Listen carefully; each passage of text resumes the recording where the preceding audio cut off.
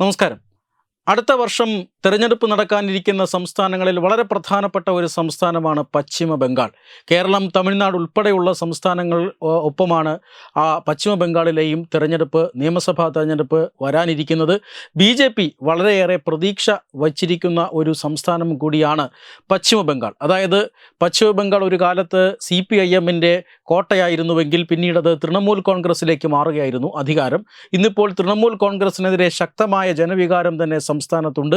BJP ഒരു ശക്തമായ പ്രതിപക്ഷമായി ഇതിനോടകം തന്നെ ഉയർന്നു വന്നു കഴിഞ്ഞിട്ടുണ്ട്. അടുത്ത തെരഞ്ഞെടുപ്പിൽ BJPക്ക് ഭരണം പിടിക്കാൻ കഴിയും എന്ന ഒരു വലിയ ആത്മവിശ്വാസത്തിലാണ് ബംഗാളിൽ BJP പ്രവർത്തിക്കുന്നത്. ആ രീതിയിലാണ് BJPയുടെ മുന്നേറ്റം അവിടെ നടക്കുന്നത്.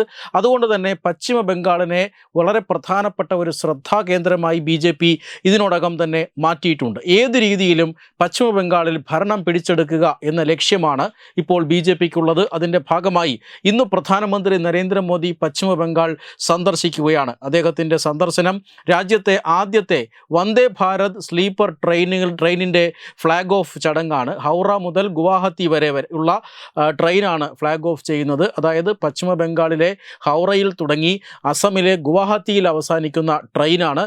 ആ ട്രെയിനിനാണ് പ്രധാനമന്ത്രി നരേന്ദ്രമോദി ഇന്ന് ഫ്ലാഗ് ഓഫ് കർമ്മം നിർവഹിച്ചിരിക്കുന്നത്. മാത്രമല്ല, സംസ്ഥാനത്തിൻ്റെ റോഡ് റെയിൽ അടിസ്ഥാന വികസനവുമായി ബന്ധപ്പെട്ട് ഏതാണ്ട് 3250 കോടി രൂപയുടെ പദ്ധതികളുടെ ഉദ്ഘാടനവും പ്രധാനമന്ത്രി നരേന്ദ്രമോദി ഇന്ന് സംസ്ഥാനത്ത് നിർവഹിച്ചു.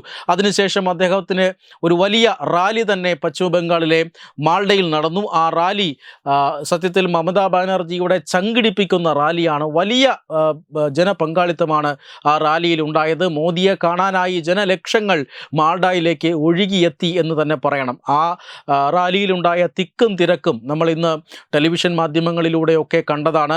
ഒരു ഘട്ടത്തിൽ മോദിയെ കാണാനായി അവിടെ ഉണ്ടായിരുന്ന ശബ്ദ സജ്ജീകരണങ്ങൾക്ക് മുകളിലേക്ക് ചാടിക്കേറിയ ഒരു കൂട്ടം ജനങ്ങളെ നിയന്ത്രിക്കാനായി പ്രധാനമന്ത്രി നരേന്ദ്രമോദി തന്നെ നേരിട്ട് ഇടപെടുന്ന ഒരു സാഹചര്യം പോലും അദ്ദേഹത്തിൻ്റെ പ്രസംഗത്തിൻ്റെ ഇടയിലുണ്ടായി. അദ്ദേഹം പ്രസംഗിക്കാനായി മൈക്കിലേക്ക് വന്ന സമയത്ത് ധാരാളം ആളുകൾ ഈ പറയുന്നത് പോലെ ഉയരങ്ങളിലേക്ക് കയറി നിൽക്കുന്നുണ്ടായിരുന്നു. അവരെ ആദ്യം പ്രധാനമന്ത്രി നരേന്ദ്രമോദി കാര്യങ്ങൾ പറഞ്ഞ് മനസ്സിലാക്കിച്ച് താഴേക്കിറക്കുകയായിരുന്നു. കാരണം ഏതെങ്കിലും തരത്തിലുള്ള അത്യാഹിതങ്ങൾ ഉണ്ടായാൽ അത് നമുക്ക് താങ്ങാൻ കഴിയുന്നതായിരിക്കില്ല. ഒരു കാരണവശാലും ഇത്തരം പരിപാടികൾക്കിടയിൽ ഒരു ജീവൻ നഷ്ടപ്പെടുന്ന സാഹചര്യം ഉണ്ടാകരുത്, ആർക്കെങ്കിലും പരിക്ക് പറ്റുന്ന സാഹചര്യം ഉണ്ടാകരുത്. അത് നമ്മുടെ എല്ലാ മനസ്സിനെ വേദനിപ്പിക്കുന്നതായിരിക്കും. അതുകൊണ്ട് തന്നെ എല്ലാവരും ഞങ്ങളോട് സഹകരിക്കണം എന്ന് പ്രധാനമന്ത്രി നരേന്ദ്രമോദി അഭ്യർത്ഥിക്കുകയും അങ്ങനെ ആ രീതിയിൽ ജനങ്ങളെ നിയന്ത്രിച്ച ശേഷമാണ് മാൾഡയിൽ പ്രധാനമന്ത്രി നരേന്ദ്രമോദിക്ക് തൻ്റെ പ്രസംഗം പോലും തുടങ്ങാനായത്. പ്രസംഗത്തിലുടനീളം അദ്ദേഹം വളരെ നിശിതമായ വിമർശനമാണ് പശ്ചിമ ബംഗാളിലെ മമതാ സർക്കാരിനെതിരെ നടത്തിയിരിക്കുന്നത്. വികസനം ഇല്ലാത്ത ഒരു സർക്കാരാണിത്. കഴിഞ്ഞ 10-15 വർഷമായി പശ്ചിമ ബംഗാളിൽ വികസനം എന്നത് കണ്ടിട്ടില്ല. കേന്ദ്ര പദ്ധതികൾ പോലും കൊള്ളയടിക്കുന്ന ഒരു സംസ്ഥാനമായി മാറിക്കഴിഞ്ഞിരിക്കുന്നു. പാവപ്പെട്ട ജനങ്ങൾക്കായി കേന്ദ്രം ബംഗാളിന് പണം നൽകുന്നുണ്ട്, പക്ഷേ അത് ഇവിടെ ഇരുന്ന് ചിലർ കൊള്ളയടിക്കുകയാണ്. മാത്രമല്ല, ഈ സംസ്ഥാനത്ത് ഒരു ഫാക്ടറിയോ മറ്റേതെങ്കിലും തൊഴിൽശാലയോ ഉണ്ടായിട്ട് മാസങ്ങളായിരിക്കുന്നു. അതുകൊണ്ട് തന്നെ ഈ സംസ്ഥാനത്തെ ജനങ്ങൾക്ക് അന്യ സംസ്ഥാനത്തേക്ക് തൊഴിൽ തേടി പോകേണ്ടുന്ന ഒരു സാഹചര്യം ഉണ്ടാക്കിയിരിക്കുന്നു. ഇതെല്ലാം മമതാ സർക്കാരിൻ്റെ പിടിപ്പുകേടാണ് എന്ന് അദ്ദേഹം പറഞ്ഞു വയ്ക്കുന്നു. സത്യത്തിൽ ഇതൊരു ജനദ്രോഹ സർക്കാരാണ് എന്നും അദ്ദേഹം പറഞ്ഞു വയ്ക്കുന്നുണ്ട്. മാത്രമല്ല, നുഴഞ്ഞുകയറ്റം, ബംഗ്ലാദേശിൽ നിന്നുള്ള നുഴഞ്ഞുകയറ്റത്തെ വളരെ സ്വാർത്ഥ ലാഭത്തിന് വേണ്ടിയിട്ട് പ്രോത്സാഹിപ്പിക്കുകയാണ് മമതാ സർക്കാർ. അതായത് ഏതൊരു സിവിലൈസ്ഡ് സമൂഹവും അല്ലെങ്കിൽ ഏതൊരു പരിഷ്കൃത സമൂഹവും ഇത്തരത്തിലുള്ള അനധികൃത നുഴഞ്ഞുകയറ്റത്തെ നിരുത്സാഹപ്പെടുത്തുന്നുണ്ട്. പക്ഷേ ഇവിടെ പശ്ചിമ ബംഗാളിൽ കാലാകാലങ്ങളായി ബംഗ്ലാദേശിൽ നിന്നുള്ള നുഴഞ്ഞുകയറ്റക്കാരെ പ്രോത്സാഹിപ്പിക്കുകയാണ്.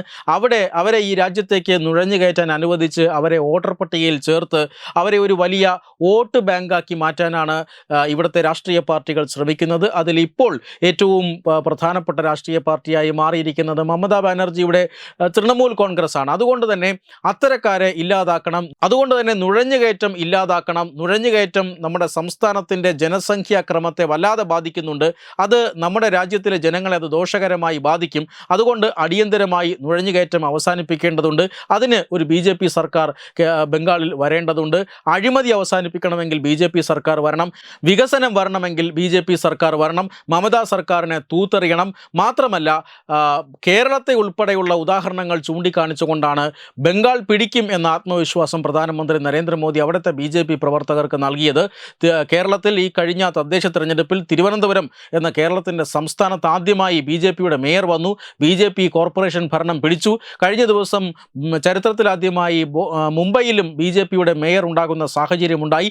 അതുകൊണ്ട് തന്നെ ബംഗാളും പിടിക്കും, ഇനി ഞങ്ങളുടെ ലക്ഷ്യം ബംഗാളാണ് എന്ന് പ്രഖ്യാപിക്കുകയാണ്. നുഴഞ്ഞുകയറ്റക്കാരെ കർശനമായി തന്നെ നിയന്ത്രിക്കുമെന്ന് പറയുന്നതിനോടൊപ്പം തന്നെ ബംഗ്ലാദേശിൽ ജമാഅത്തെ ഇസ്ലാമി അടക്കമുള്ള മതഭ്രാന്തന്മാരുടെ പീഡനം അനുഭവിക്കുന്ന ഹിന്ദുക്കൾക്ക് അവർക്ക് ഈ രാജ്യത്ത് ചിന്തയൊന്നുമില്ലാതെ കടന്നു വരാം, അവർക്ക് ഭയപ്പെടാതെ ഇവിടെ നിൽക്കാം. കാരണം ഇവിടുത്തെ പൗരത്വ നിയമം നമ്മൾ ഭേദഗതി ചെയ്തിട്ടുണ്ട്. അവർക്കടക്കം കൃത്യമായി പൗരത്വം നൽകാനുള്ള സാഹചര്യം ഇന്ത്യയിലുണ്ട് എന്നും പ്രധാനമന്ത്രി നരേന്ദ്രമോദി തൻ്റെ പ്രസംഗത്തിൽ ഊന്നി പറഞ്ഞു. വെബ് ഡെസ്ക് തത്തുമൈ ന്യൂസ്.